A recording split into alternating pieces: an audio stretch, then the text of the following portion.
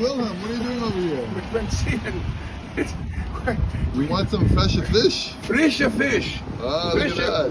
Why are you here? I'm here because it's Chodesh Adar. And So Chodesh what's, Adar is Mazel Dogim. You have to get ready, you know? You have to get ready for Shabbos, you have to get ready for... Anyways, I have a trick question for you. Every month has a mazel. We all know that the month of Adar is the Mazel Dogim. I'm right here. Now I'm trying to make sure my car doesn't get towed away. The month of Adar is Mazel Dogim. What happens in the Shana Mubaris? Which month is the Mazel Dogim? First or second or both? Knowing you're going to say both. Well, I say, that says in Svarim, that every month has a mazel. When it comes to Shana Mubaris, we come to a month that the Yidden are way above mazalos. The 1 month of year that has no mazals, ain't mazel Yisrael. We tap into the level that's connecting the Bnei Yisrael to the Yidden straight. To the Bnei Yisrael, to the Eibishter straight without mazel. That's what it says in Chassidus Svarim. Anyways, before my car gets towed away, so I want to say something about the parsha. First of all, al tidag, al tiadag. Don't be a fish, don't worry. Okay, here it is. I know what I'm going to say now is going to poke Rabbi Yossi Lu, because I'm going to say I learned one Perek Kadei Rambam. He's going to go, you learn one Perek Kadei Rambam?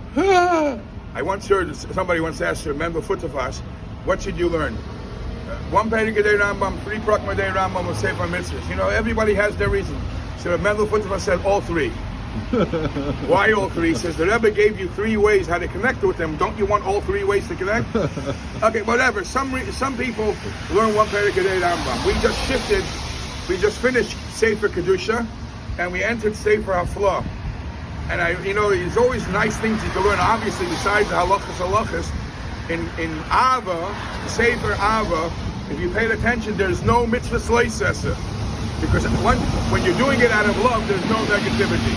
I realize Sefer Kedusha, we know the number 53 is very symbolic, because 53 is 53 parshas of Torah, 50 Gan Prakim in Tanya. There are 53 Prakim in Sefer Kedusha. Kedusha is 53 Prakim.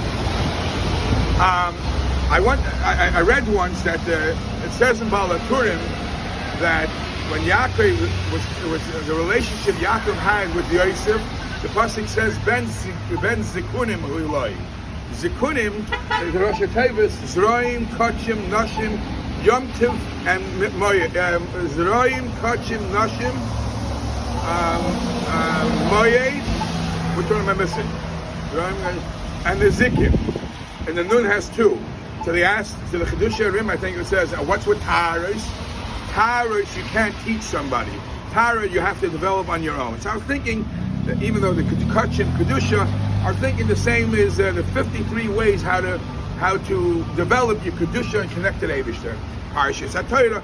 Anyways, Parshas Vayakal. This week we got a double header. We have Vayakal, and Shkolim. I actually think that the 3 most important things in life, the Olam, Nefesh, and Shana of life, is in this week's Parsha. We talk about the mitzvah of Shabbos, which is a very interesting discussion, because both places in the Torah where the Torah speaks about the Mishkan, the Torah says, be careful of Shabbos. But in the last time it was mentioned, it was first about the mitzvah of Mishkan, and then be careful of Shabbos. In Parshas Vayakal, first he starts off, be careful of Shabbos, and then he tells you about the Mishkan. So let's see, and I'll let you think about that one. So we have the 3 most important things in this parsha.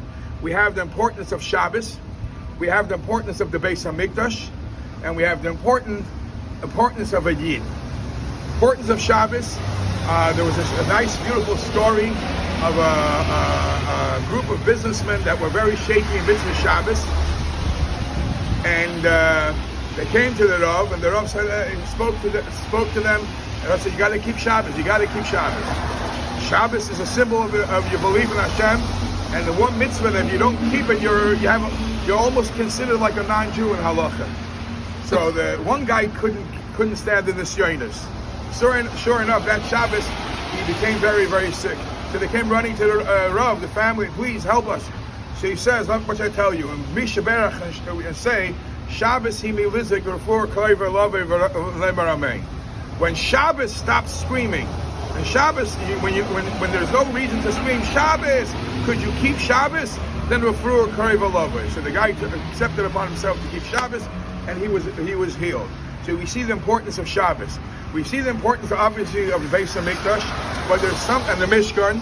But there's something that's even greater than Shabbos and the bais hamikdosh and the Mishkan, and that is the soul, the life of a Yid. V'haraya, we know that to build the bais hamikdosh, to build the Mishkan, the Torah tells us in this week, you can't desecrate Shabbos. But when it comes to save a Jewish life is greater than building the bais hamikdosh and greater than Shabbos, because you can be mechalo Shabbos to save a Jewish life. And that shows us the value of the person, the Yiddish and the Neshama, that the Eibishter wanted us, and he chose us to be his people, even greater than Shabbos and even greater than the bais hamikdosh. Beautiful. Thank you.